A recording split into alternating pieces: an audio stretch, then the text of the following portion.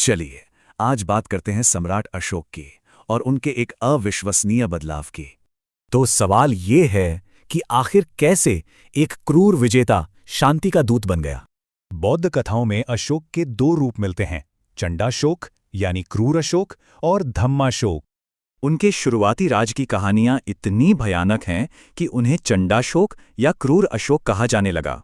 और उनकी यही महत्वाकांक्षा कलिंग के विनाशकारी युद्ध की वजह बनी। उस जंग में करीब 1 लाख लोग मारे गए थे। और मारे गए लोगों से भी ज्यादा करीब 1.5 लाख लोगों को बंदी बना लिया गया। अशोक ने युद्ध तो जीत लिया, पर इस जीत की कीमत ने उन्हें अंदर से झकझोर दिया। उन्होंने खुद अपने शिलालेखों में लिखवाया कि उन्हें इस जीत पर कितना गहरा दुख और पछतावा है। ये बदलाव रातों रात नहीं हुआ, ये एक धीमी प्रक्रिया थी जो सालों तक चली।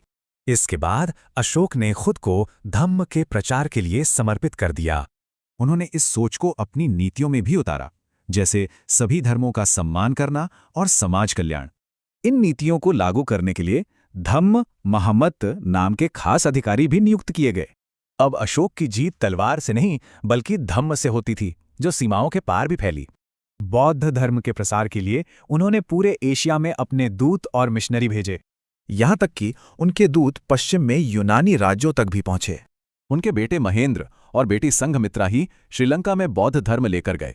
यह एक ऐसी विरासत है जो आज भी कायम है। हैरानी की बात है कि सदियों तक इतिहास ने अशोक को लगभग भुला ही दिया था, लेकिन आज देखिए उनकी विरासत आधुनिक भारत के राष्ट्रीय प्रतीकों का हिस्सा है। उनके स्तंभों का अशोक चक्र आज हमारे राष्ट्रीय ध्वज के केंद्र में है। अशोक की कहानी दिखाती है कि एक इंसान का बदला हुआ नजरिया इतिहास की धारा बदल सकता है।